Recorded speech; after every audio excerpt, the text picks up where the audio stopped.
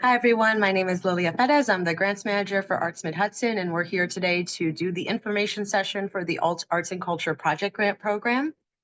This is our second year doing this program. We had a lot of great success with it last year, and we're able to fund a lot of really exciting projects. So we're thrilled to be able to offer this funding again on behalf of the New York State Legislature. Again, I'm Lilia Perez. I'm the grants manager at Arts Mid-Hudson. I've been with Arts Mid-Hudson about 9 years now, working on our grants programs and facilitating all of our grants programs, not just this one, but our others as well. And I'm here to help you as a part of this process, as is Vanessa Capuccio-Bear, our grants associate. Together, we're the grants team, and you can reach both of us at grants@artsmidhudson.org, or you can call 845-454-3222. If you get the voicemail, it's the weekend or something, or after hours, you can leave a voicemail for us at extension 11. And Vanessa and I are really passionate about our grants programs. We're really excited about talking to artists and just really enjoy doing this work. So please reach out to us for assistance. You'll hear me talk about the types of assistance we offer in a couple minutes. But just know we're here and poised and ready to help you. So don't ever hesitate to reach out.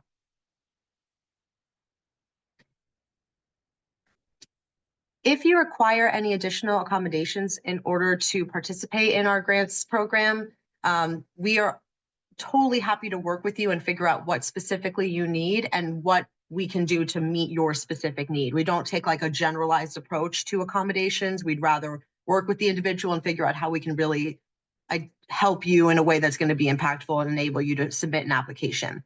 These might include translation services for grant assistance, large text documents, specific to technical support. And today, as we noted in the chat, closed captioning is available. If you're watching on YouTube, you can put on the YouTube closed captions, and this session is being recorded, as I noted to everybody who's here today. As I said, we offer a lot of grant assistance to applicants of our programs. Our programs, as you'll hear me say today many times, are very competitive.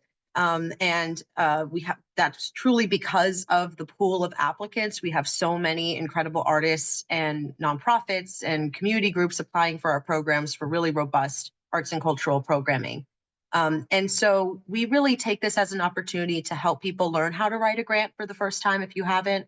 And so we offer, appointments where we can discuss specific questions or just brainstorm together around like who are some community members or groups that you might be able to partner with, or potential venues or locations, best way to, thinking strategically about how to present your project and your ideas so it'll be successful in the applicant pool, and provide feedback on your draft or your budget. You can make an appointment to have a grant assistance meeting with us at artsmidhudson.youcanbook.me. If you receive emails from us, you'll notice that this is always in the email signature of any email that you receive from us. It'll have this direct link. It'll say you can make an appointment with us here. You can go ahead and see. I know recently there's been problems with people trying to make appointments, and for the past couple of months, beginning of the year, where some people who got funded last year were having difficulty finding a slot to get some panel feedback for their application. Just know it's just me and Vanessa doing these appointments, and sometimes it can be truly hundreds of people trying to reach us at once. So I really recommend checking back at this link, seeing if more appointment time has become available, and checking in. If you're not able to make an appointment on this form, just send us an email at grants@artsmidhudson.org. We will fit you in somewhere. And this is all free assistance, and I really recommend it so that you can workshop your grant proposal that you're applying to our program. But all of that knowledge that you gain from working with us and from getting some feedback, that's all going towards your project plans, and you can use that information to take your application to other funders as well. And again, free draft review. A lot of people don't take advantage of this. Vanessa and I both are happy to take a look at your applications, provide feedback. All you have to do for draft review is work on your application in Submittable, which we'll talk about in a bit. You'll understand if you don't right now, later on, what we mean by that. But our grants platform is Submittable, and you'll work on your application there. If you save your draft within Submittable, we can see it. So that's a really useful tool that Submittable just added. And all you have to do is be working on in there, make your appointment for a draft review, and we'll be able to go in and look at it. We have Zoom Q&A sessions and in-person Q&A sessions. I'll have the dates on the next couple of slides. And there is a link on our website to apply to RSVP to this schedule of events. If you are here today, you are already signed up to this list. You're going to get all of the reminders for all of the upcoming in-person and Zoom Q&A sessions. Prospective applicants must RSVP to receive the Zoom access information. So please use the link provided with all the other information for the Arts and Culture Project Grant to RSVP. You do not need to attend a Q&A session in order to apply, but you do have to RSVP to get the Zoom access information. In this session, we're going to go over our Arts and Culture Project Grant's purpose, the main parameters of the program. We'll go over important dates and key details. I'll go in depth on the grant parameters, and then I'll give some general tips around how to submit a grant proposal to this program and some general grant writing tips. Okay, so let's get into talking about the Arts and Culture Project Grant Program. First of all, we are so thrilled to be supported by the New York State Legislature, and these awards are made possible with funds from the New York State Legislature and administered by Arts Mid-Hudson. We administer this funding in Dutchess, Orange, and Ulster counties in New York State. Some of the goals of this program, and you'll see this in the guidelines on the first page as a part of kind of the introductory text to the program. Arts Mid-Hudson is aiming to make arts and cultural programming available to all residents in our region through this program. Across all projects funded through this program, we aim to reflect the incredible diversity of backgrounds, artistic mediums, and ways of working in the Mid-Hudson region. We're particularly interested in supporting artists with limited access to share their work and providing relevant programming to audiences that do not typically attend arts and cultural events. Our goals include supporting arts and cultural activities, artists in the creation of new work, collaborative projects, and projects that include strong and well-considered community outreach and promotion plans. So not any individual project is going to make arts and cultural programming available to all residents in our region. Overall, through everything that the panel ends up funding today, we're trying to reduce costs of these programs that end up getting funded, because this is all New York State taxpayer funds that we are administering. We have $250,000 to administer this year, which is less than we had last year, but still more than we've had for most of the years I've worked on in our grants programs for this type of a program. And so we really encourage you to take a look in the guidelines at the goals and the description and the language that's within the guidelines, and try to align your project with what you hear today and what you read in the guidelines.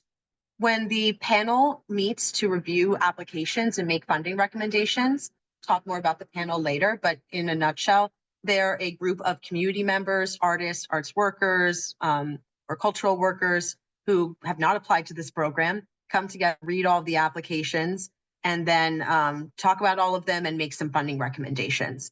They'll use the guidelines and the goals that are listed here to help orient themselves and prepare to review applications. So you want to really think carefully about the language in the guidelines, because that's what the panelists will be reading as well. And if you're showing that you're in alignment with our program parameters, you're more likely to, the panel can easily make connections as to why you should be funded. Some important dates. The deadline, most important date, is Wednesday, April 23rd of this year, 2025 at 11:59 p.m. Very specific. At the end of the day, on Wednesday, April 23rd at 11:59 p.m., right before it becomes the next day, is when the application will close. I do not recommend submitting your application on the day of the deadline. However, I will say 50% typically of our applications are submitted on the day of the deadline. So no shame. I understand it completely. It totally happens. That being said, please try to get it in maybe by end of business on the 23rd, because then at least if you have a technical mishap, you can reach out to me or Vanessa and we'll be able to help you. And really try to avoid the last 2-3 hours before the deadline, especially for things like uploading files. You don't want to be waiting for your files to upload, dependent on your internet speed, your upload speed, to be able to submit an application. There's usually, when somebody is just unable to submit, it's because they didn't have an attachment attached, and when they tried to submit it, they couldn't do it in time for the deadline. All funded activities must occur between June 1st, 2025 and May 31st, 2026. If you notice from this timeline, and I'll go the next one as well, funding notification will be in May of 2025. So we are confident in this timeline now, and we are sticking to this timeline and have set it up this way because we do not want to be funding retroactively this year. We would like to have made all of our funding recommendations for projects that will be occurring during the program period, and not put any applicants in the position where their project has already happened and they're waiting to find out if they're going to receive funds for it. That being said, May 20, the deadline is April 23rd. I'm estimating it's going to be late May 2025 that you're going to be hearing back. So if you have something happening in June, you're going to be in that window where you're very close to hearing funding notification and you're close to your project. That's, just a part of the program this year. If you have concerns about that, make an appointment with us to discuss it. But this is the timeline that we're sticking to. Our in-person overview and Q&A sessions will be held in Poughkeepsie, Newburgh, and Kingston. We'll be doing 3 of them. The first is Wednesday, March 26th in Poughkeepsie at our office.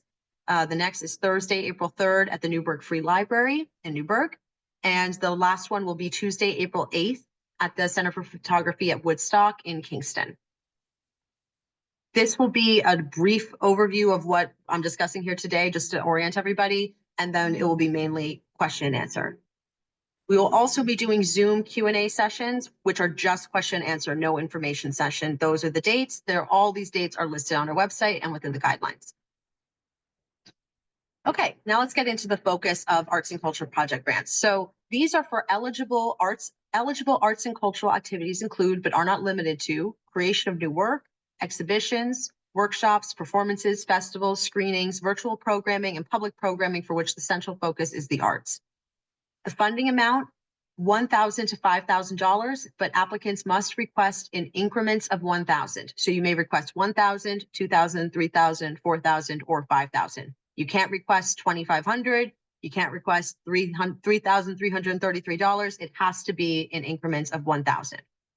If awarded, applicants will receive no less than 65% of their request amount. That basically means that we will drop you down to a lesser increment of $1,000. There is no cash match required to apply to the arts and culture project grants. All expressive artistic disciplines are eligible, including but not limited to visual, performing, written, digital, traditional, and experimental mediums and emerging mediums. Timeline location, all funded activities must occur, as I said before, from June 1st, 2025 to May 31st, 2026 in Dutchess, Orange, or Ulster counties. I'm going to take this moment just to talk about a little bit of historical information from when we ran this program last year. You may be noticing here that the funding amount is now up to $5,000. Last year, it was up to $8,000. We had more than double the amount of funding to administer last year. And so that's why we were able to offer larger grants. We have less funding this year, and therefore we're going to offer up to $5,000. That being said, last year, the vast majority of applications came in at $8,000. And we were warning this often throughout the information sessions, the Q&A sessions, that if you're going in for the full request amount, there's often this kind of like a psychological thing that happens for panelists where they are very immediately putting a higher level of scrutiny on that application. And I think justifiably so, because it's the largest amount you can ask from our funding program. And we have a lot of really worthy applications in the mix. So if you're going to request the full grant amount, $5,000, which I imagine many of you watching will, just be sure you are justifying that expense, that you're being incredibly specific on your budget, and we'll provide some tips for that later on in this session. I'll also note here that that 65% kind of locks us in. So if you request for $5,000 and the panel really likes the project, but maybe they've realized that $3,000 on your budget is a non-fundable expense, it's not something we can fund, so they could only give you $2,000. They will not be able to award the grant at that point, because that's less than 65% of your request amount. So just, be thoughtful about the budget, be thoughtful about how much you're requesting, because some of those things trip people up sometimes because the budget has not been presented accurately or it's not in alignment with our guidelines. And then these parameters kind of can trip you up. That being said, we like to offer no less than 65% because that was one of the number one things we were requested by our applicants for years. Nobody wants to put in a ton of effort for an application and then get 50% or 40% of what they asked for. And in competitive programs, that could happen. So instead, we're making this commitment to honor your time. We are aiming to fund fully as often as possible. Often when an applicant is getting reduced, it's because there's an issue with the budget. Okay. Some other information for people who received arts and culture project grants last year in 2024. If you received a grant in 2024, you are eligible for funding in 2025. That being said, if you requested an extension for your project, you got funding for 2024 and you've already requested an extension to your project timeline, I would caution you about applying until that grant is complete. If you want to talk to us about that, please make an appointment to do so. We also do not recommend requesting more funding for an already funded project. We did not make this a hard eligibility criteria because I think there's gray area within this. There could be an extension of a project that you've already received funding for, maybe in the 2024 Arts and Culture Project Grant or another one of our funding programs that is truly different, although an offshoot of something that we've already funded. That's typically okay. But if it's like, we already got funding for this event on this date, and we need more, and it was extended, we got a project extension, so now it's within this funding period, and we need more money because more expenses have come up, I think you can understand why that's not really going to be a competitive ask. Okay. Types of eligible projects for the Arts and Culture Project Grant: public arts and or cultural events, creation of new work, arts education workshops for closed groups, and the combination of the above. When we say arts education workshops for closed groups, what we mean is an arts education workshop that's being presented to an existing closed group of learners. So that might be a class in a public school. So not just, I can't go and join that class. That's for maybe a high school class. The teaching artist is going to come in to an English class and they're going to do an arts or cultural project with the students. That's totally eligible, but now that is an arts or education workshop for a closed group. A workshop that's open to the general public would be, workshops that are open to the general public. You would consider those a public arts or cultural event if anyone can sign up to attend the workshop, or if there's like reasonable age restrictions, like we're going to be hosting this watercolor workshop at the library, but it's only for elementary students or middle school students. That's fine as long as any middle school student can sign up. We'll talk about this a little bit more. And if you have questions about if you're applying for workshop or workshop series and you're unsure if what you should be clicking, that's a good thing to check with us. And as we said, any combination of these. So if you're going to create new work and then at the end, you're going to do a workshop, based around the work you created with a class in a school, that would all be eligible. Or you're going to do a class for a closed group in a school, and then you're going to be doing a festival after that presents that work and also has some other arts or cultural events going on. There's lots of different combinations of these. It's really for all of you to dream up and propose to us. And I'll just also say one quick note. If you have applied to us or are familiar with the statewide community regrants program that we used to administer on behalf of NISCA, we are doing the Arts and Culture Project Grant instead of that program this year. And anything that would be eligible for the statewide community regrants program is eligible for the Arts and Culture Project Grant program. On that note, I will also add, and I think it's going to come up on a upcoming slide, NISCA applicants and grantees are eligible for the Arts and Culture Project Grant program. Okay, now a little bit more about eligible projects. And later on, I'm going to show you the application for just a moment. And there's a specific question that asks which of these three categories your application falls into. That's important for you to check off accurately so that that will reveal additional questions that are relevant to that specific type of project. And so I'll be sure to show that to you later on so you can make sure you're clicking off the right one. So for public arts and or cultural events or programs, these are, workshops that are open to the general public, exhibitions, screenings, readings, festivals, performances, experimental arts or cultural activities. They must all be open to the general public for participation. Anything that precludes, certain people from attending, like this is members only, would be ineligible. The panel also, on this note, ticket prices, you can charge ticket prices or participation fees for arts and culture funded programs.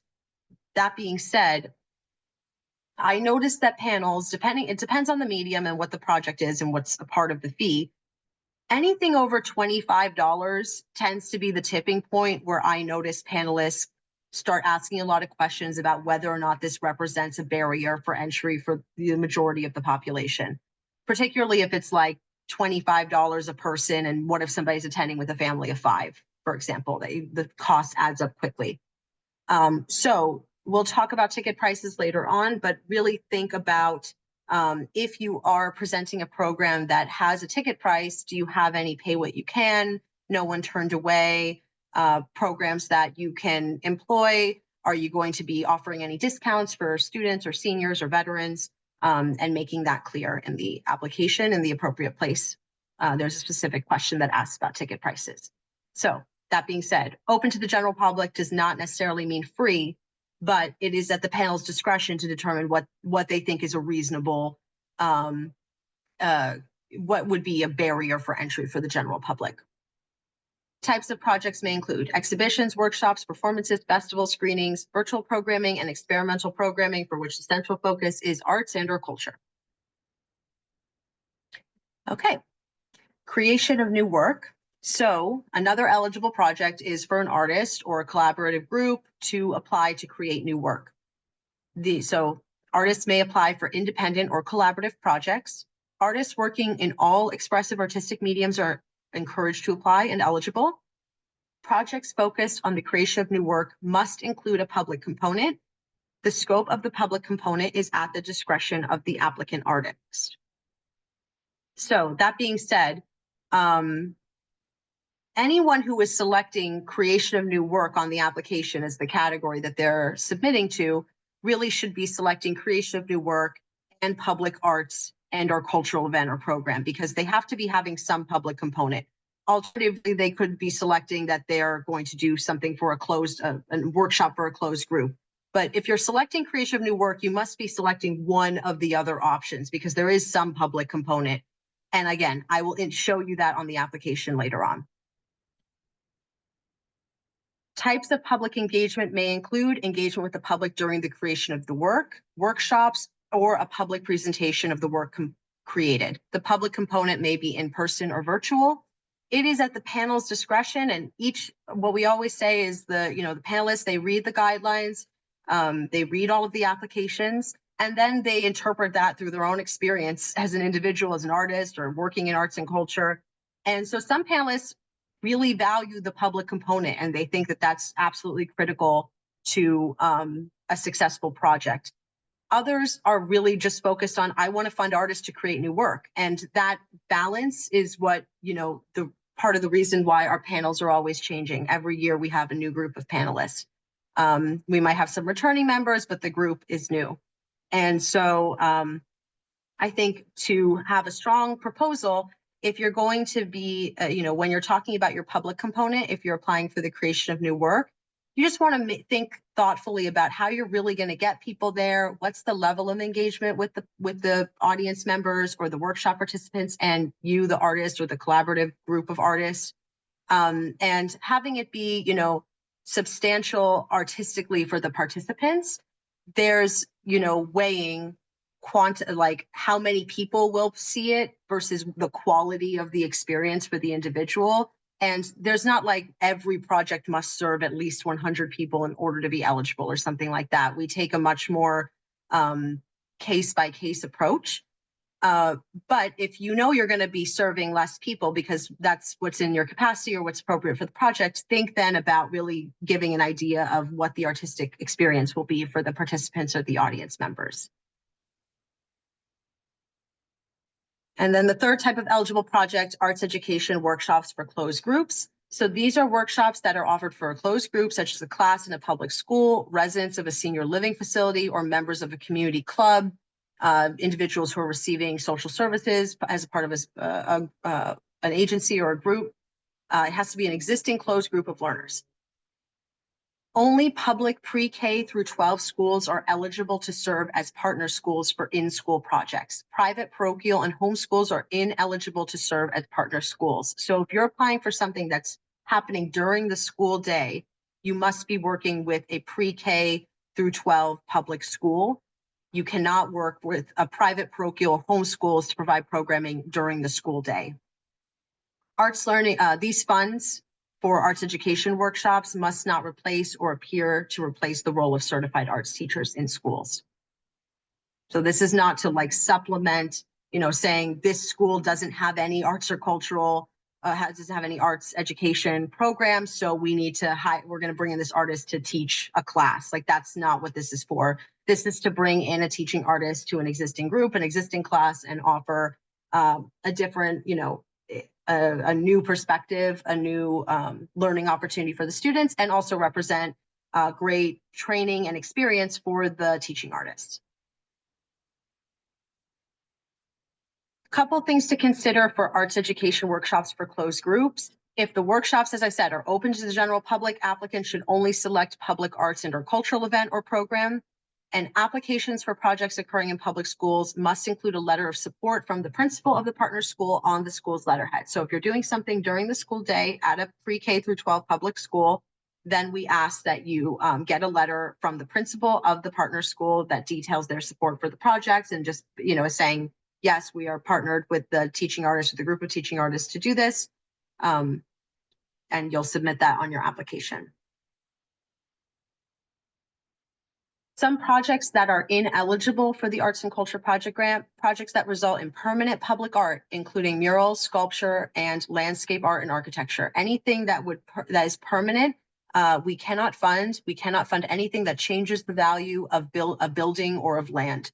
So if you plan to do a public arts project, temporary exhibitions are totally allowable. Just make sure if you're applying for anything that is has to do with public art, you're very clear within your application that it is temporary, and you give, maybe some date parameters about when it will be up and when it will go up and when it will be taken down. Activities that are ineligible projects, activities that are recreational, therapeutic, rehabilitative, or religious in nature, when the purpose is primarily for rehabilitation, therapy, or worship. There are some projects that might have that could follow within a gray area, particularly within recreational work. We don't fund arts therapy activities, and there are some projects that maybe the language you use could make it appear to be focused on recreation or therapy or rehabilitation. I encourage you to be really thoughtful about your word choice and how you describe your projects, and also think critically, look at your own project and determine, is the main focus of this project on arts and culture, arts and cultural experiences for the public, or is it on providing recreation, therapy, rehabilitation, or worship practice? So if you identify that really the core activity is not arts and culture, it's not a good fit for this program. If you're concerned that you're in a gray area and you really aren't, want some help on this, make an appointment with us. Non-arts events, including fundraising events for an organization, humanities programs or programs that are primarily academic, stand-up comedy, recreational parades, programs occurring in private homes, and sip and paint events. Those are all ineligible projects. And then projects that have not confirmed the artist involved and have no detailed method of selecting artists. So for some of you, you may be applying and you know that you're going to be doing this festival again this year, but not all of the artists involved are confirmed. Then it's on you to instead provide a detailed method of how the artist will be selected. This is the selection committee. This is what they're looking for. This is who participated last year. And this is what we're trying to achieve with our artist selection process. That kind of information is not, frankly, not as strong as saying these are the artists. unless of course it really makes sense for the project timeline and the type of project to not know who the artists are yet, which sometimes that can be the case. Maybe there's like an open call that's ongoing, and that's a great part of the project and a really clear reason why you wouldn't know who the artists involved are yet. But then you have that call, so you should be detailing how that process is going to run. Okay, I'm going to get into eligibility for applicants. So first of all, eligibility for, sorry, the header is a duplicate header. This is just general eligibility. So who's eligible for the Arts and Culture Project Grant? Nonprofit organizations, individuals applying on behalf of an unincorporated group, collaboration, or collective that are located in Dutchess, Orange, or Ulster counties are eligible and encouraged to submit a grant proposal. So any of those entities, a nonprofit organization, an individual, or an individual applying on behalf of an unincorporated group, collaboration, or collective, all eligible as long as they are located in Dutchess, Orange, or Ulster counties. Applicants and grantees of NYSCA, or New York State Council on the Arts, and other Arts Mid-Hudson funding programs are eligible for this program. There is nothing that you could have applied to that would make you ineligible for the Arts and Culture Project Grant. We will accept one application per applicant. Nonprofits may serve as a fiscal sponsor for unlimited additional projects. I'll talk about fiscal sponsorship in a couple slides, but just so you know, if you are a nonprofit or representing a nonprofit, you're planning to apply, you can submit your own individual application, and then you can fiscally sponsor as many additional applications as you would like. Okay, let's take a look at eligibility for nonprofit organizations, some finer details. So first of all, must be a nonprofit or 501c3 with a primary address in Dutchess, Orange, or Ulster County in New York State. Proof of nonprofit status is required on the application, and we do check the IRS nonprofit lookup tool after all applications have been submitted to identify if there's anyone who has had their nonprofit status revoked. Unfortunately, this does happen from time to time. I really encourage you to utilize that tool yourself. Make sure you're on top of submitting your paperwork to the IRS and to other entities so that you don't run into any trouble with that. But we will be checking that nonprofit status is current for all applicants. Nonprofits must have a board of directors or a governing body that meets to determine and review policy.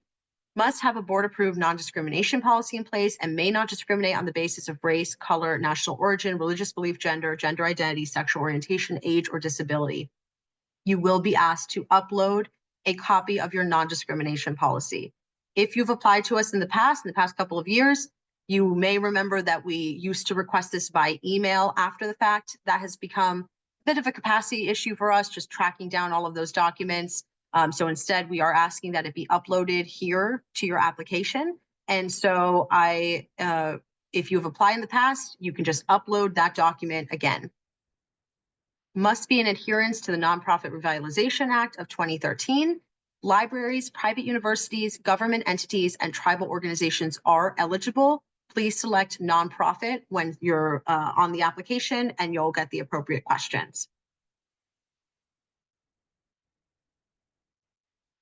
Eligibility for individuals, collaborations, and unincorporated groups. Individual applicants must be at least 18 years of age at the time of submission. Unincorporated groups, collaborations, and collectives are eligible. Collaborations and unincorporated groups will select one individual to serve as the legal applicant on the application. Payment will be made to the individual listed as the legal applicant. So that's why this is grouped together. Even if you're applying as a part of an unincorporated group, collaboration, or collective, you have to designate an applicant, an individual that we can send a check to. So if that individual is serving as the applicant for that unincorporated group, that means that is that individual's one submission to this program. Students enrolled in degree programs may apply for projects separate from their schoolwork, and applicants must live in and have a legal address in Dutchess, Orange, or Ulster County in New York State in order to apply. I will also note here that if you are an LLC, you are incorporated as an LLC, you are not eligible for this grants program. It is not appropriate to apply as an individual when the program is truly a program of the LLC and is not, LLCs are not eligible to be fiscally sponsored by a nonprofit. So I'll talk, that's segue into fiscal sponsorship, and I'll reiterate that in a second. So individuals, collaborations, and unincorporated groups may elect to work with a nonprofit serving as their fiscal sponsor. This option is offered to accommodate a variety of situations. It is up to the discretion of the applicant to choose which option works best for them.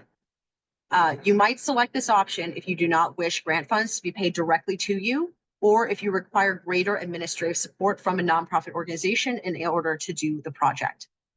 The fiscal sponsor is not required to make a financial contribution to the project. That's a common misconception, you know, with the title.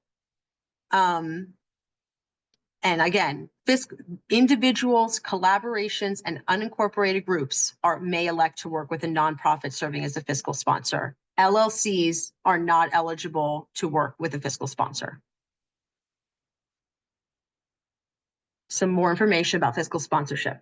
A fiscal sponsor is a nonprofit organization that agrees to extend its nonprofit status to an individual artist or an unincorporated group or collaboration.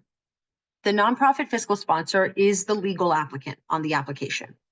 If awarded a grant, the contract will be executed by the nonprofit fiscal sponsor, who will receive funds and pass them on to the sponsored individual or unincorporated group. Nonprofits serving as a fiscal sponsor must meet all of the nonprofit eligibility requirements in these guidelines.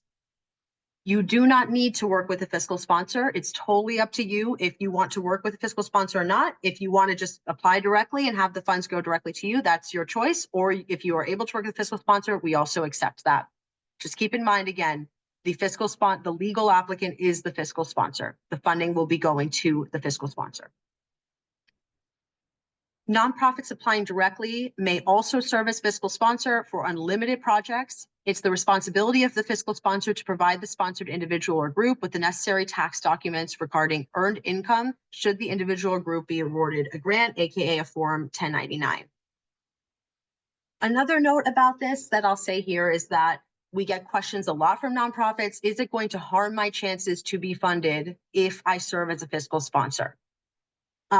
No, I really encourage nonprofits to serve as fiscal sponsors if it is truly within your capacity.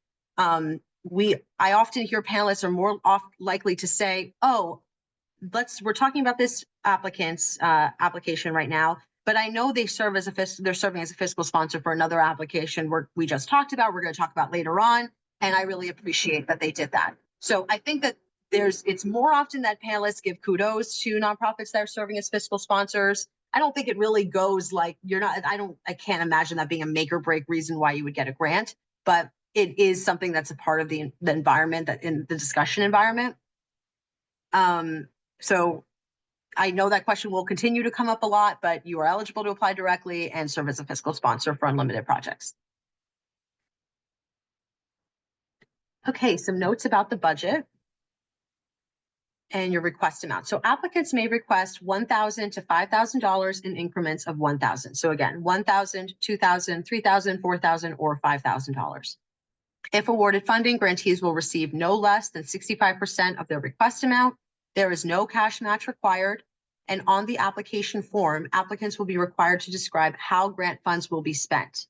Applicants are not required to submit a separate budget form. And I really recommend keeping your budget information contained within that section and keeping it informative, thorough, but succinct as you can make it, so that they can really grasp the information quickly.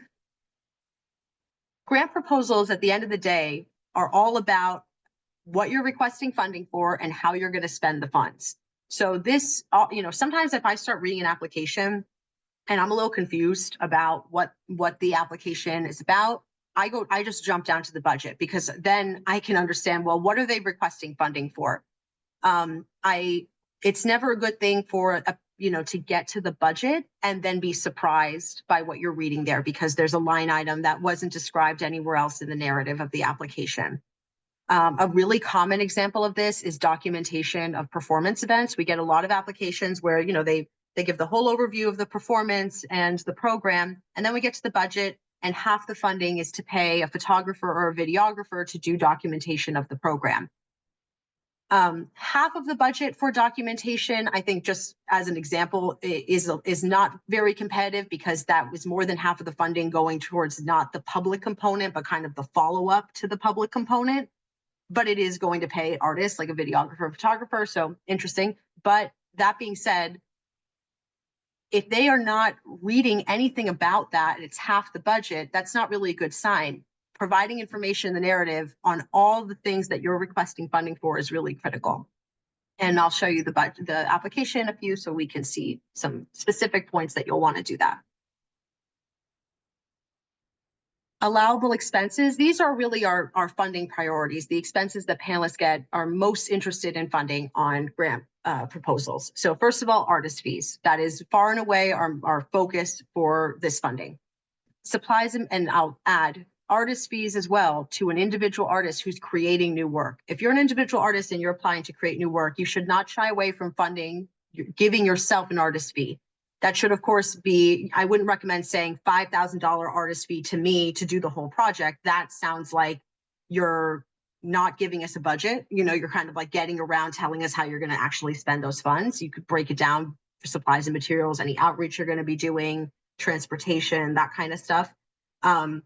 But you should not shy away from giving yourself an artist fee. It actually shows the project is more feasible. It shows that you're being paid for your time to execute the project. Other allowable expenses, supplies and materials needed to execute the proposed project, community outreach, advertising and marketing efforts to reach new audiences, to expand access to arts and cultural programming, any specific efforts to increase accessibility to arts or cultural programming. We'll talk about that in a few minutes. And direct administrative expenses and or planning and preparation expenses for the proposed event. We often get requests on, admin line type requests. I tend to see them be less successful when they're supplementing like an existing staff person's salary. I think that's getting a little too close to general operating support, which this is not a general operating support grant. This is a project grant. That being said, if you're like an unincorporated group and you have some some individuals that are running the program and you want to pay the individuals a stipend, that could be appropriate. Or, you're hiring an outside person to work with the group to execute a project, to work with a nonprofit, that could be appropriate. If you have questions about asking for admin expenses, that's a good thing to talk about with us in a one-on-one session or in a Q&A session. I'm going to run through these. These are expenses that are ineligible, and I'm going to run through them, but this is a section I recommend reading on the application, reading in the guidelines a couple times. And before you submit, I always say to people, if I'm submitting to a grant, I like to obviously read the guidelines, make a whole bunch of notes, try to align my project with the grant guidelines. Then I want to continue writing, go back, read the guidelines again. Then when I'm getting ready to submit, go back and read the guidelines one more time and just make sure there's nothing I missed and really check it against the guidelines to make sure you're in adherence with the program parameters. That's especially true for ineligible expenses, because if one of these appears on your budget as a line, as something you're asking us to pay for, they're immediately going to say, okay, well, they asked for $500 in out-of-state travel, so we already know we can't fund them fully, and that will immediately cast another layer of scrutiny over your application, because now there's looking to see if there's any other eligibility factors or anything else that they need to be concerned about with the budget.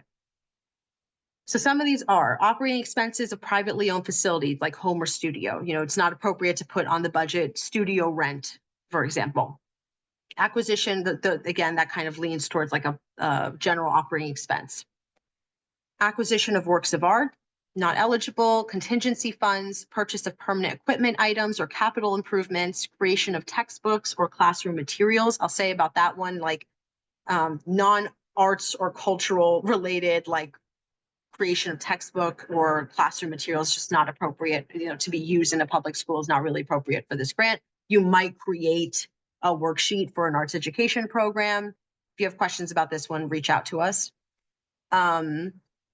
Lobbying expenses are not eligible. Regrants by applicants to fund other activities. This is already a regrant program on behalf of the New York State Legislature. We cannot fund additional regrants. Awards, trophies, certificates, scholarships, fellowships, contests, Competitions, cash prizes, and juror fees all are ineligible expenses. Fees paid to children under the age of 18.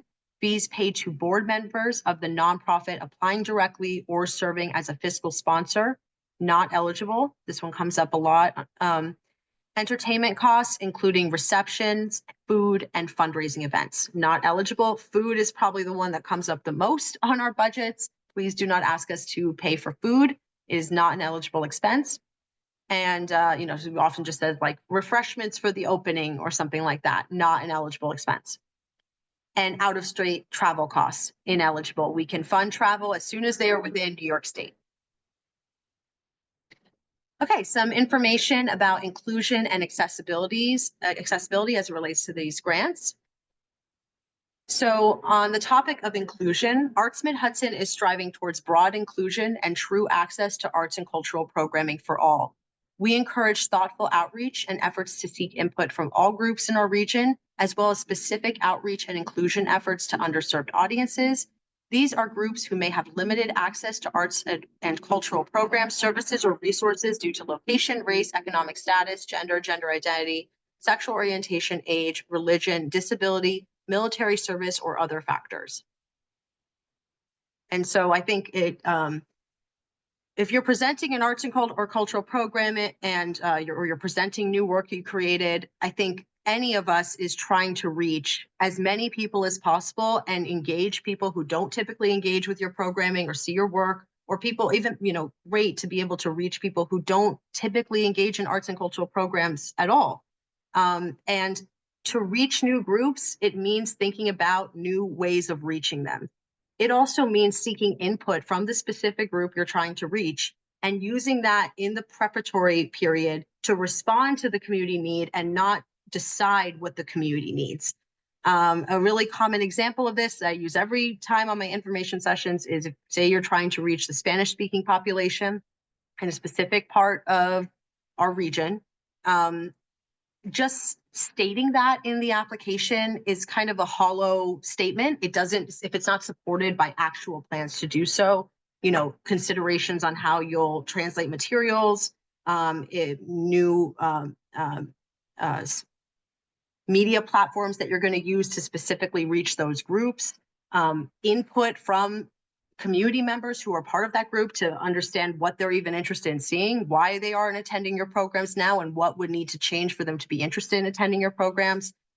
It's a lot easier when you talk to our neighbors and understand what they're interested in, instead of just sitting in front of your computer trying to write a grant application and try to understand, decide what they are looking for, what they're interested in.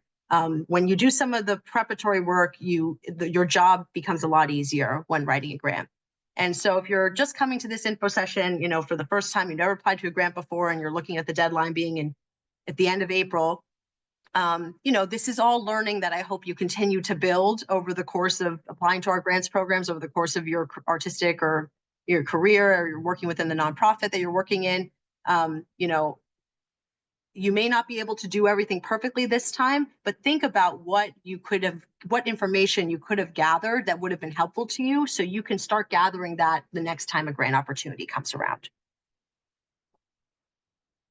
Vanessa, if you could just keep an eye on the participant. Thank you so much. Okay, and some words about accessibility. So priority will be given to activities that take place in locations that are fully compliant with the American Disability Act, or ADA, Section 504. We recommend considering accessibility before the event, during, and after the event. The ADA hotline with more information is 1-800-514-0301. Accessibility goes, and that being said, there are some events that are going to take place in a venue that is not ADA compliant. That doesn't mean that we definitely will not fund it, but it will be, you're going to be in an applicant pool with many applicants who do not have that issue at all. And instead, or if they are in a non-ADA compliant venue, are taking additional steps to make it ADA compliant, such as like getting a temporary ramp, or setting up the space in a specific way, getting another portable bathroom or something like that. So accessibility means planning to ensure individuals with disabilities may fully participate in your program. This could look like resources for blind individuals, resources for deaf or hard of hearing individuals, translation services, free or pay what you can programs, transportation assistance, childcare, in-person or virtual consideration, if what's appropriate for your audience, and outreach, spreading the word to individuals who may not typically engage in your program, or may not realize that that you're taking accessibility steps to ensure that everyone can fully participate. All right, I'll give some information now, and I've been giving little bits of it throughout the session so far, but more of a comprehensive overview of our peer panel review process. And this is a process that's modeled after the New York State Council on the Arts, NYSCA, and we follow their best practice guidance. So all submitted grant proposals are reviewed using a peer panel evaluation process. All applications go to panel and are discussed. Even if Vanessa and I take a look at it and we're like, unfortunately, we both think this one is ineligible, we need the panel to tell us that as well and to agree. So the panel, it's up to them to vote and score based on eligibility as well as, the strength of the proposal. Panelists include artists, arts workers, and community members who evaluate grant proposals and recommend a level of funding. There are new and returning panelists every year. We like to have a couple returning panelists, so not everybody is brand new to the process, but reviewing arts and cultural projects is inherently subjective, and we don't want the same group of people rendering the same decisions every single year. So it's really important to us that our panel, first of all, reflects the diversity that exists within our region and is ever changing. And so for that reason, I think it's important for anyone interested in grants funding to identify if a funder's decision-making body changes from year to year. Since you know that ours changes from year to year, I really encourage you to continue to apply, even if you've been denied in the future. If you've been denied in the future and you haven't gotten panel feedback, we offer panel feedback. You can reach out to us and get some of that information if you haven't done so already. But it's a new group. And so I'm often surprised by panel decisions. Everybody has a different perspective. Again, they read the guidelines, all the applications, they interpret that through their own experience as an artist or an arts worker. And so if you've been declined in the past, don't take that as like you will always be declined, because the group reviewing your application is going to be different the next year. Arts Mid-Hudson staff and board members do not have a vote in this process. We facilitate the conversation, we participate in the conversation, but we do not vote and we do not score. Panelists have access to information on previously funded projects. Prior grant funding does not guarantee continued support. So if panelists request and it's the information about how the project has gone in the past, we'll provide it to them during the panel discussion. And if you've received, just like I was saying before, being declined doesn't mean you'll be declined again. Receiving funding also doesn't mean that you will receive it again. We have a really competitive applicant pool. Our panels are changing every year. And so you want to really, it's great that you're watching this information session. I encourage you to work with us to really put your best foot forward and put a strong application in the mix, because we have a really incredible arts and cultural scene in the Mid-Hudson region and a lot of people putting in very strong proposals. If you would like to nominate yourself or someone else to be a panelist, it's a really great experience to see the other side of the grant making process. Just email us at grants@artsmidhudson.org. But if you're planning to apply to the Arts and Culture Project Grant, we're not going to put you on a panel. So if you want to put yourself in consideration for a future panel, that's great. Or if you see this and then down the line, you're like, oh, I didn't have time to put an application, or I didn't end up putting it in, want to be on the panel, send us an email that, and we might take you up on it. And just a brief, give a little bit of information about how the review process works. They get access to all the applications on Submittable, everyone who's on the panel. They read them ahead of time, and then we all come together for a panel meeting where we discuss every single application. And they can then give their final combined score based on the scoring rubric, which is in the next slide. And then, which I'll just put up now, and then vote yes or no, whether they want to fund the project. Once they vote, we move on to the next application. At the end of the day, we rank all applications from highest average score to lowest average score. And then we basically give out funding as fully as we can until we run out, unless we've indicated an application had an issue with the budget and the panel wants to fund them at a lesser amount. So that is why this scoring rubric that I'm about to explain is incredibly important, because this, how you score, how you get, what your score is, indicates or places you in the ranking of all of the applications that received a majority yes. So if you've met the first hurdle, the panel voted majority yes to fund your project, you're going to be in consideration at the end of the day, but you're going to be ranked according to your highest average score, the highest average score.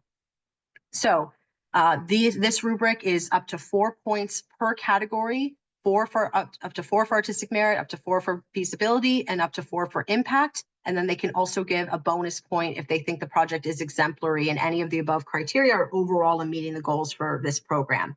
So the highest possible score you can get is a 13. So the first review criteria, artistic merit. This is taking into consideration the project design, the proposed artist involved, the audience experience, and the artist and organization's past activities or track record. This is an inherently subjective review category, which is, again, why our panels change every single year. When they're thinking about artistic merit, they're really looking at the work samples. That's what becomes most important to reviewing for artistic merit, and the overall description of the arts experience that you've provided in the project description. The next review criteria is project feasibility. That the project has clearly defined activities which appear feasible and achievable. The applicant demonstrates the ability to successfully complete the project. So the budget makes sense, the timeline makes sense, the major players involved seem ready to execute the project as described, and generally it seems achievable based on what you've written in the application. Impact of the project. The project is likely to make a positive impact on the arts and cultural scene in Dutchess, Orange, or Ulster counties. The degree to which the project directly benefits artists and includes underserved audiences and underrepresented artists or arts and cultural workers, creates a new program, fosters an emerging arts discipline, or increases opportunities for artists and the public to engage within arts and culture. Impact can mean so many different things. Our impact on the artists involved, impact for the public, impact for the participants. And it could look like we're going to serve 5,000 people, or we're going to serve 15 people in a closed workshop.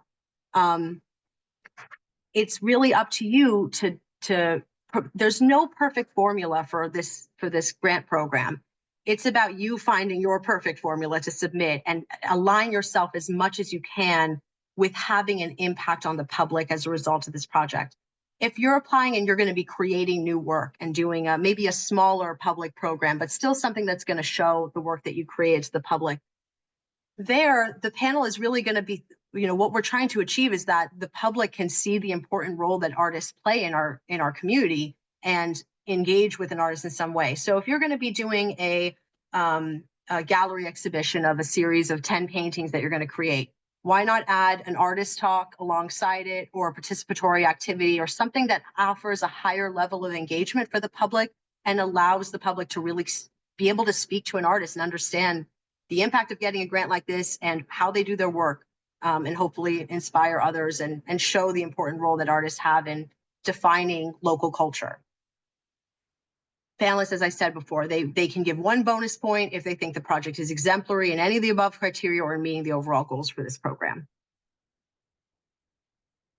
If you are awarded funding, if you receive a grant, there are some reporting requirements you should be aware of. You'll be asked to provide an interim report, which is about a paragraph letting us know what's up with the project so far and giving any questions that you might have up until that point. The final report is longer. It's going to ask you some long-form questions around impact, how if Arts Mid-Hudson was properly credited, how you actually ended up spending the funds, and that should be in alignment as much as possible with your original budget, unless you let us know that you're going to make some kind of change and it's been approved.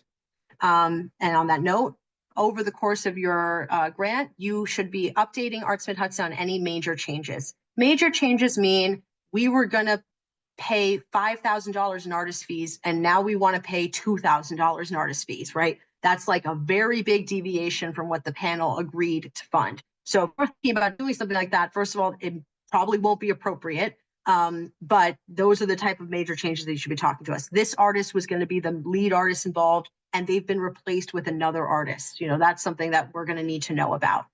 Or the event was going to take place on July 15th, and now it's going to take place on August 15th. That you need to let us know as soon as possible. That being said, things like, you know, I'm an artist. I got approved to do this, to create this body of work. And this medium I talked about in the application isn't really working, and I'm going to switch to a different medium. We trust your artistic opinion and your judgment to execute those, make those kind of decisions on your own. You don't need to check with us. And, you know, it's always good to check.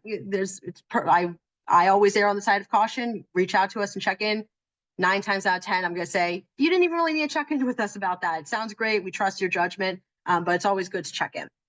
And on that note, we offer a ton of flexibility during the grant period. You already heard me referencing that people have received extensions. You should not be writing as if you're going to be requesting an extension. You should be writing to fit within the grant parameters. But if something changes, if you have an emergency or a major change in the way you're able to work, we are able to offer extensions or figure out what's appropriate for the project to make sure you're still in alignment with what you said you're going to do and in alignment with the impact you were likely to have.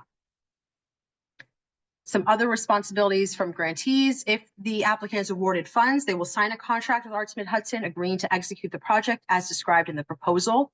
Individuals will complete a W-9 so we can make payment. This includes individuals applying on behalf of an unincorporated group or collective or collaboration. The individual will receive a 1099 for 2025. The check will be sent in one payment. We cannot send checks in anything other than one payment. Grantees are required to complete an interim report and final report. Grantees will be provided the questions for both reports when you receive the grant contract. So you'll be able to look. If you're really curious, you can even go and look at the reporting form that our 2024 grantees are using now. It's on our web. It's on our submittable page. Grantees are required to properly credit the New York State Legislature and Arts Mid-Hudson for support of the project using the very specific funding credit language that's provided and Arts Mid-Hudson's logo. Okay. For everyone watching and those of you here, thank you for listening to all of that information. I'm going to go now away from the presentation for a couple minutes and show you a couple things on our website, the application itself, and then we'll close out with some general grant writing tips that I hope will be helpful to you. Again, the deadline is Wednesday, April 23rd, 2025 at 11:59 p.m. and all grant proposals must be submitted online using our application platform, Submittable. In order to apply on Submittable, you must make an account on Submittable, and this is useful to you because then you don't have to do it all at once. You can save your draft and come back to it later. If you're part of a group or a nonprofit, we've been having a lot of issues with this recently. I really recommend having like info at, Arts Mid-Hudson, is like the one, or something that everybody can reach, an email that everybody has access to. If you make it if an organization is using like a personal email address for an individual and that individual leaves the group, you're going to have to work with Submittable to gain access to your account, and you may not be able to gain access to that account. So if you're a nonprofit or a group, I really recommend making an email address or an account that everybody has access to. And there's at least some like handing over if the person leaves. Make sure the email associated with the account is accessible to the person who's writing the proposal and the person who's going to be looking for notification. If you require any assistance in completing the online submission form, please contact us in advance of the deadline. I'll also add that if it's an issue with accessing your Submittable account or gaining access to an account for the organization, we do not have access to your accounts. This is Submittable as a platform that we pay to host our applications on. We don't have administrative authority over anybody's account. So if you need to reset your password, for example, we're not going to be able to help you. We're just going to say reset your password with Submittable or send a technical support ticket to Submittable for that issue. Okay, I'm going to just stop sharing for a moment and pull up a different screen.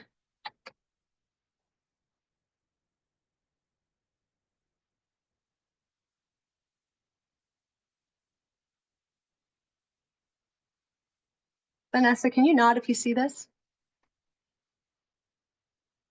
Thank you.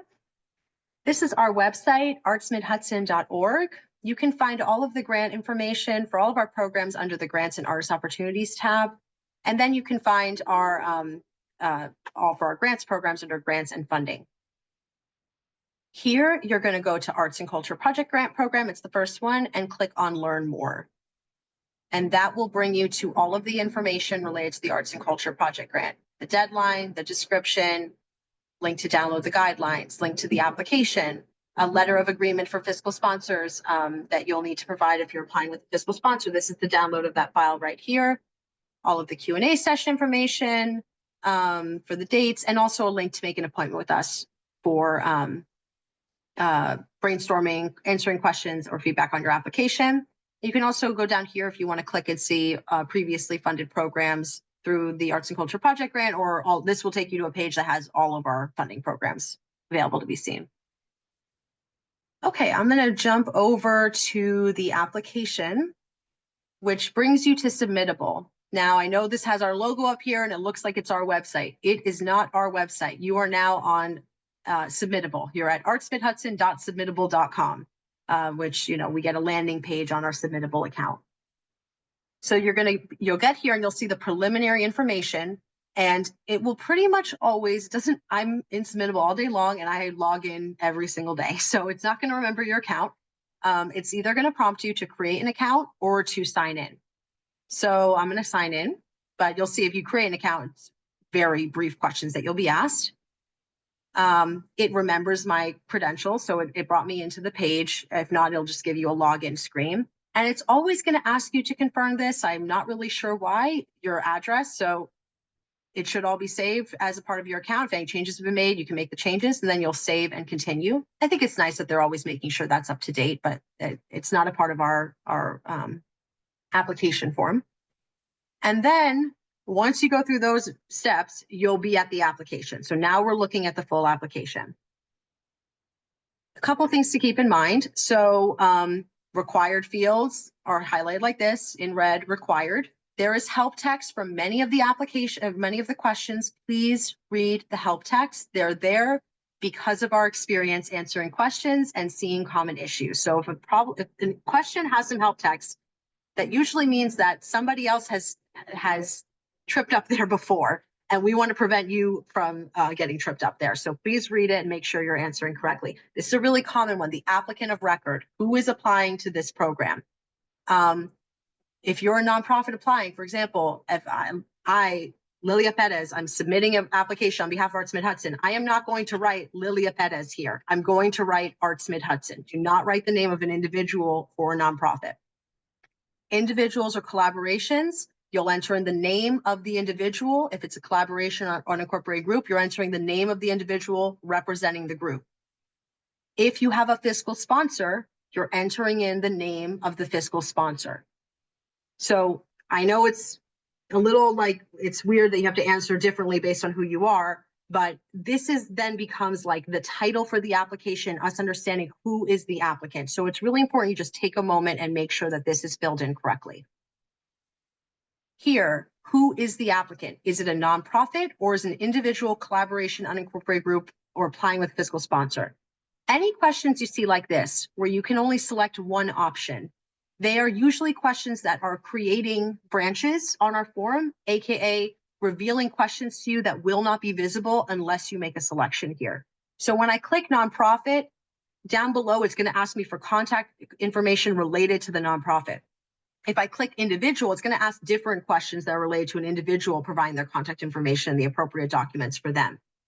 If you leave this blank until 11:30 on the day of the deadline and go to submit, you're going to be really displeased, because it's going to say this was a required field you didn't enter, and then once you click it, it's going to show you more questions that you're going to have to answer. So any questions you see like this, just check them off right away. Make your account, start your draft, answer the easy questions that you can, and get that all squared away. That way you'll also be able to see the whole application. This is the question that I referred to at the beginning, the type of project. So is it creation of new work, public arts and or cultural event or program, or a workshop for a closed group? If I'm selecting creation of new work And I'm going to work with students in a class during the creation of the project and then do a workshop with them. I would also select workshop for a closed group. If I'm going to create new work and then I'm going to do a public exhibition at the end, I would also select public arts and or cultural event or program. If I'm doing a workshop series that's open to the general public, I'm only selecting this one. I'm not also selecting creation of new work because the participants are creating new work. It doesn't mean that. All you need to select is this one. If I'm doing a workshop for a class in a public school or for residents at a senior living facility, I'm only selecting this one. Okay. It'll ask you for a project title, and it will ask you for to describe your grant request in one sentence. This is helpful for us administrative purposes, just to keep track of what is what.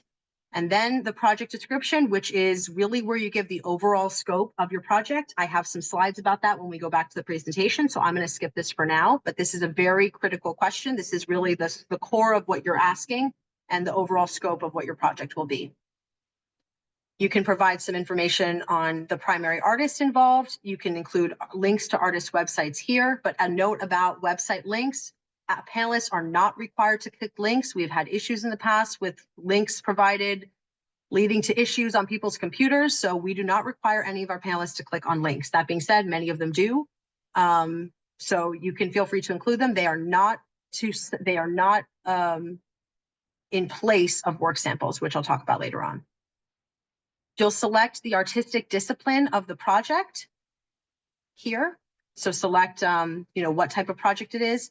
We are likely to review by artistic medium. So what you select here is likely to indicate which panel you end up on.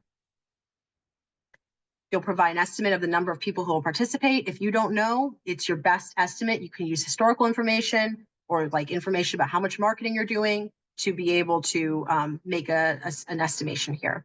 Your start and end date, where the project is taking place, what counties, what the venue is called, and if it's accessible. Then we will be getting into the budget questions. So I'm going to give some examples here. Let's say the total project expenses are $6,000, but I'm requesting $5,000. I'm indicating that here. Then I get down to this is a table which will break down how will grant funds be spent. So I am describing how I'm providing expenses for $5,000 of how Arts Mid-Hudson's, $5,000 would be spent. I'm not providing how $6,000 would be spent. So here, let's make it really easy. And we're going to say we're asking for $5,000 for artist fees. And we're going to say 5 artists at $1,000 each. Okay, so now I provide an explanation of how I got to this number. Above, I know, you've indicated who those 5 artists are. Here, I want to also show you something. When I enter an expense in this column, it totals it down here. So say I had 2,500 here and 2,500 in technical fees. It will total at 5,000 at the bottom. If I took it out, it goes down to 2,500, right? If I enter in here, $5,000, it doesn't understand. Do not enter any symbols in here. Only enter in numbers. Again, this is why reading the budget, the help text is so important. You might notice that Vanessa and I, in our desperation, have put in bold and all caps, important, please read. Please read this text. Please do not put symbols. It has tripped people up in the past where they put a symbol here and they think it's adding up to a certain amount and it's not. And they're asking for more than they should be or less than they should be. Okay. And then this is a very simple example, how grant funds will be spent. This is our last chance to get this information. A lot of people leave this explanation column blank, which we do not. Please do not leave anything. If you have, this is not appropriate, right? If you were asking for 2,500 in artist fees and 2,500 in technical, and you just leave this one blank. Why? Tell us why. Tell us what this means and how you got to that number. Here, just to reiterate, you could list the 5 artist names. will each be paid $1,000. Or you could say something like, 3 artists will be paid $1,000 and one group. One of the performers is a group. And so they're going to be paid $2,000 instead of $1,000. You can explain that there. Then finally, we ask this question: how will you pay for expenses not covered by your grant request from this program? This is where you talk about the $1,000, the additional $1,000. So you might say, we have $1,000 in additional expenses, which we'll be covering through ticket sales, or organizational funds, or through individual donations, or another grant we've applied to. The $1,000 will cover space rental at this location. If you had a pending grant application somewhere, say your project budget is $40,000 and you're requesting $5,000, it's really pertinent then to say, we've applied to all of these other grantors, we've heard back and have received this much funding so far. So here you're basically giving an overview of what are the remaining expenses and how are you going to pay for them, briefly and succinctly, because you're not asking us to pay for them, but it is important context to understand. We then ask for your marketing and promotion plan to reach your intended audience. So this is asking for who are you trying to reach? How are you going to reach them? We recommend reading the help text and being detailed in this section. And then we're pretty much getting into our attachments. So if you have any resumes or bios you'd like to attach, you can attach them here. Your work samples. So we accept up to 10 files in this section. Acceptable file types are PDFs, JPEGs, MP3s, WAV files, or MP4s. There is no limit on file sizes. That being said, I do not recommend an image doesn't need to be bigger than, if it appears full screen on your computer, on your monitor, and does not appear pixelated, that's as big as it needs to be. Please try not to have excessively large file sizes. We don't put specific specifications on this because honestly, we don't have the capacity to troubleshoot resizing people's images, and we don't want to have people mess with that and then potentially distort their image in some way. And so we recommend trying to keep them as small as possible. For video, we recommend no more than 3 minutes. If it's more than that, there's a good chance the panelists will not have enough time to view all of it, and they'll instead skip around, or it could take a really long time to load on their end. So try to keep file sizes small and video lengths small. We also ask for no more than 8 pages for written work samples. Please label your files clearly and include your name. If you have any additional supplementals like letters of support, marketing materials, testimonials, you can upload those here. And there's a notes on supplemental materials section where you can give some information about your work samples or about the supplemental materials, like maybe a list of the visual work samples you submitted that includes the size, the title, the medium, the year. That would be appropriate here. Getting towards the end now, it's pretty much just contact information that you'll provide. If you're a nonprofit, you would input that information and then the appropriate attachments for the nonprofit. Think that I'm actually, these are just all attachments. And then there's a couple of final survey questions just for our record keeping that you'll answer. And then at the end, you will submit. Please, this is saving, that doesn't auto save. I recommend hitting save draft at the bottom and doing it often.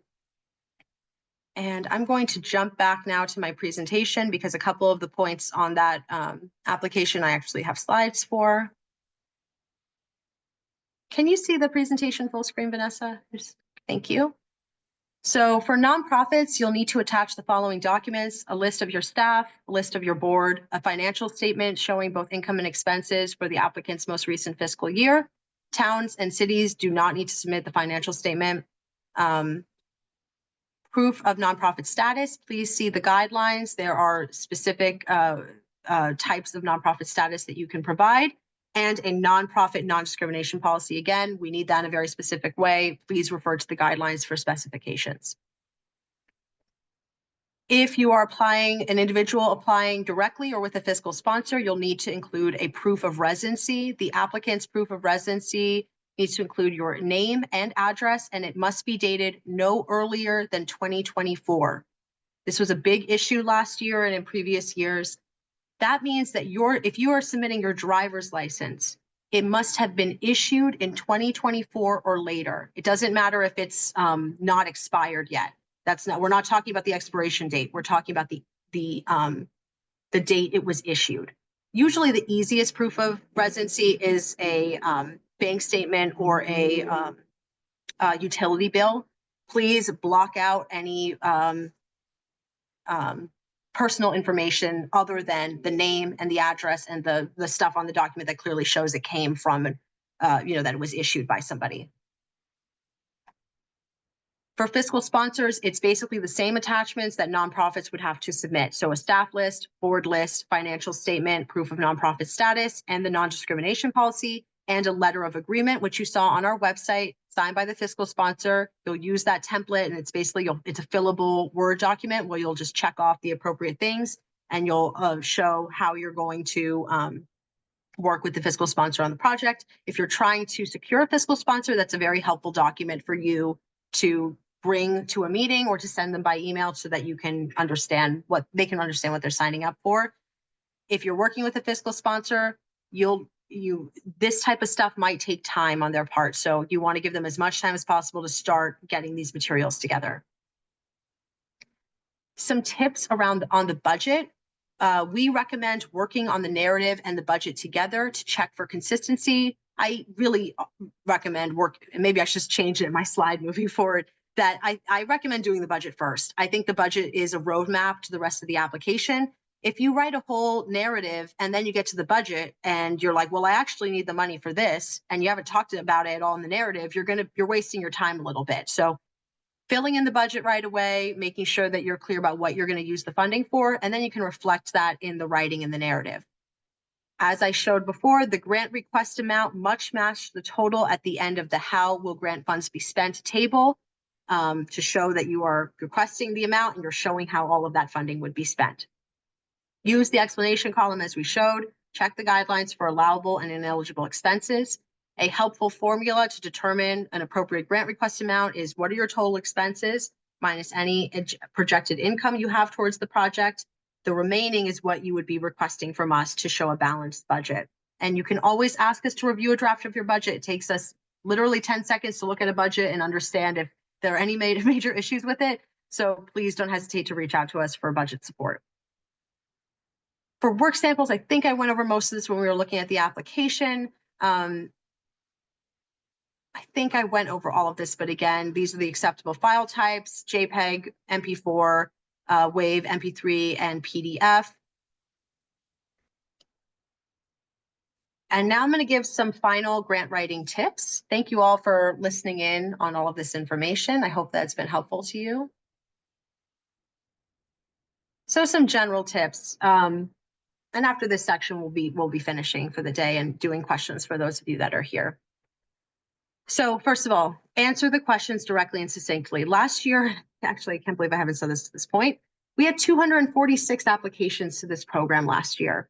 And I only imagine that we're going to have more applications this year. We just had a record-breaking number of submissions for our Duchess Partners in the Arts program, and that deadline was last month. So we have no shortage of really incredible arts and cultural organizations and artists and culture bearers that are working in our area. And so, in short, panel's going to be reading a lot of applications. You want to get to the point, you want to be direct and succinct so they can understand the scope of the project. Provide specifics to understand the project and the depth of planning. Write for someone who knows nothing about you or the project. I hear that a lot from applicants, maybe when they get panel feedback that they're like, well, we are doing that. I got feedback saying that I'm not doing outreach, but I am doing outreach. They only know what you have written on your application. There may be somebody on the panel who's familiar with your work or with your organization, but you should write expecting that you're going to be speaking to at least one person who's not aware of your work. And so you want to not make assumptions about the information you're presenting and get, write as if the people on the other end know nothing about you or the project. This can be hard for us when we're writing these grant proposals ourselves and we're really in the thick of it. It's always good to ask for an outside perspective, a trusted friend or colleague to give some feedback and say, is the who, what, when, where, why, how a part of this project? Do you understand the scope? Did I leave anything out? Was there anything you were wondering as you were reading it? You can also ask us to look out for that type of stuff in a draft review. But that being said, if you've been applying to us for years and you've been, maybe you've gotten funded a couple of times, I might also make those assumptions because I know you and your project. And so might be a good opportunity to work with Vanessa this time, or if you've been working with Vanessa, to work with me. Try to make sure you're getting some outside perspectives to check for those sort of things. Reference the guidelines of the funding program. Think objectively about your project's feasibility. I added this one this year because I've been saying to a lot of applicants and people receiving feedback that, our three scoring criteria: artistic merit, feasibility, and impact. Artistic merit is subjective. Impact can also be subjective. You can provide a lot of information, a lot of things to support it, but it can still be somewhat subjective. Feasibility is the most subjective to assess, I would say, because it's like, what's the date? What's the time? Does the timeline make sense? Are the expenses all fundable? Does it all seem reasonable and likely to occur in the way that's described? If you can get those really shored up and think objectively, does this read as feasible, especially for like multidisciplinary or really complicated projects? I recommend, really thinking that through and checking for feasibility, because that one is more in your control.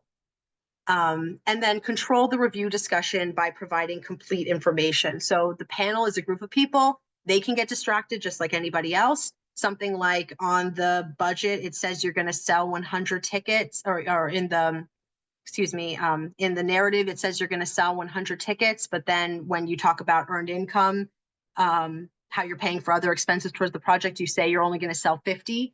These types of figures can change while you're working on a project and you're applying to the program. And so I really recommend, say you're changing a number somewhere, it was 100 and you're changing it to 50, do a quick control find or command find if you're on Mac, and check that everywhere that 100 appears on your application, you have changed it to 50.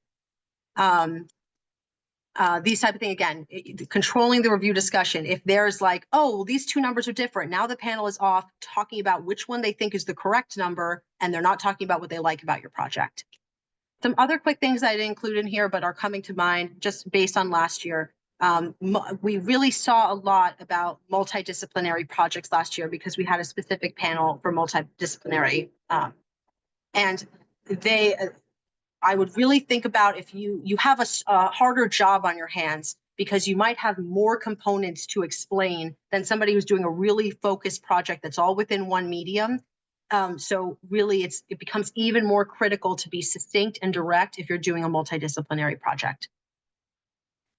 Some tips about writing the project description. So I've kind of put together some of the tips we give people year after year in calls. We really recommend starting the project description with an introductory paragraph explaining the who, what, when, where, how, and why associated with the project.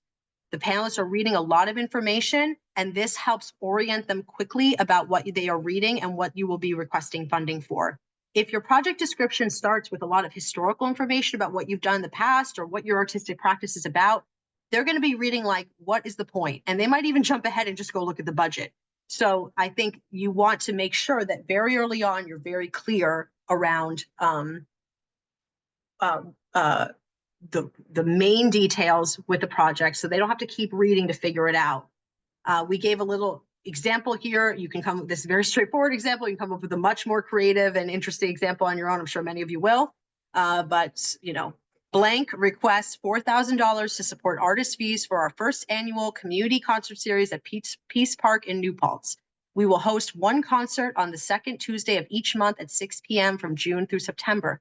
Participating artists include the following. Our program manager, so-and-so, will oversee the series and work with a team of 5 volunteers.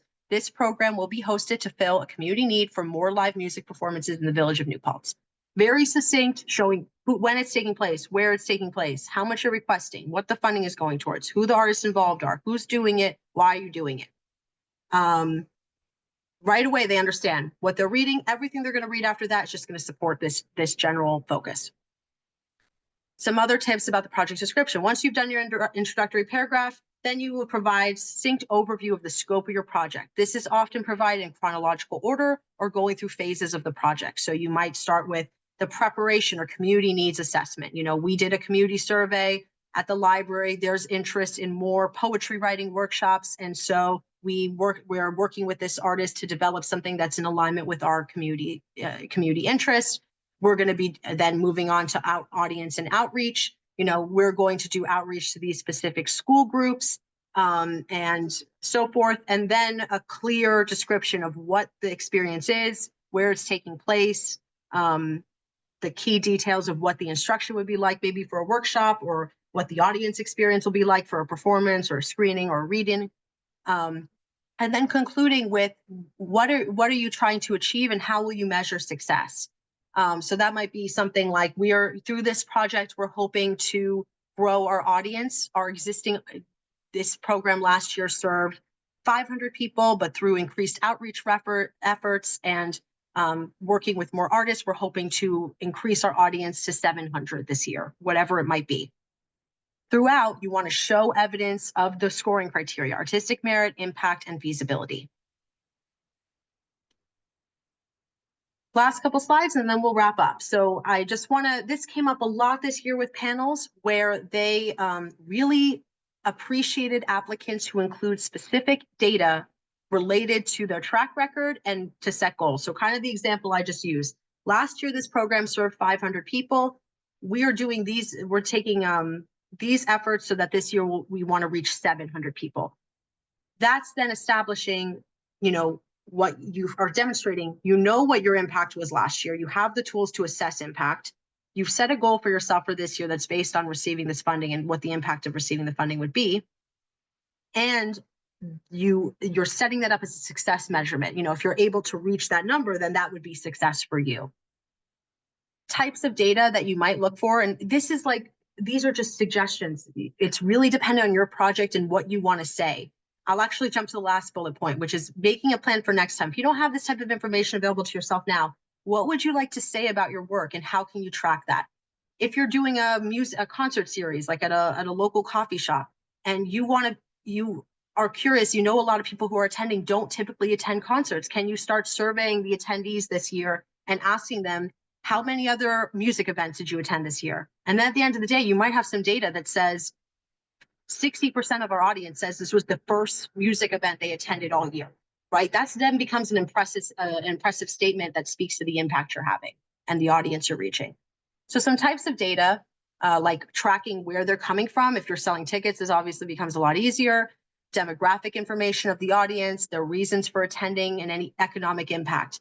We had an application a few years ago where they said on their final report and in a following application the next year, when we did this event and we talked to the pizza place next door, they had a line out the door all night, because so many people were leaving the festival and going to get pizza at this place. You're now talking about an economic impact you're having in our community that goes beyond this project and happened because you did this project. The number of artists to be impacted, revenue generated, subscriber growth. If you're an individual artist creating new work, and this is going to allow you to, boost your following, or additional funds raised, how you're going to be able to leverage Arts Mid-Hudson funds to be able to raise additional funds.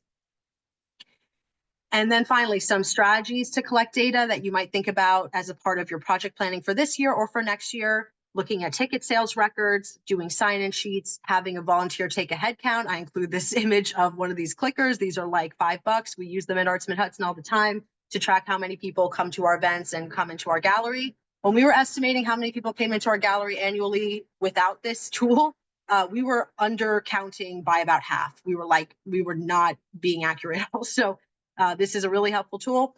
Surveys to attendees and conversations with neighboring businesses. Finally, first steps to get started. If you need a fiscal sponsor or a partner public school, that should be your first step. If you have questions about that, try to get an appointment with us or send an email to us so we can discuss it. Review the online application form and the guidelines. Go on the application, submittable, make your account, and check off those questions that are this or that questions. They're called radio lists. You can only select one option because they may reveal additional questions. And begin working on the budget. I recommend doing that first, and organize digital copies of all required attachments. If you have your proof of residency, if you have your nonprofit status, if you have your staff list, board list, just get those uploaded. That's one less thing to worry about close to the deadline. And at any time, please make an appointment with us. We love talking to artists. I always say my favorite part of my job is that I get to talk to artists all day. So you are not a bother in any way. It's a pleasure working with you and supporting your work. So please reach out to us and let's talk about your ideas. Thank you all for listening to this information session. I think I went longer than I would have wanted to go, but I tried to include a lot of helpful tips that will hopefully help you for this Arts and Culture Project grant and for our future grants programs and for other grants programs that you might be looking at. I'm Lilia Fedez. I'm the grants manager. Vanessa Capuccio Bear is our grants associate. You can reach both of us at grants@artsmidhudson.org or at 845-454-3222, extension 11. And finally, I just really want to offer an encouraging word. I say, you can do this. I see lots of people who have applied to our grants and been declined in the past, but then come back and received a substantial grant award. So let's work together and help you put together a strong proposal. Thank you for your interest. Thank you for the time you'll spend writing your grant. We really honor that time and appreciate your efforts and the impact you're having in our region. Stay well and reach out to us anytime. Thank you.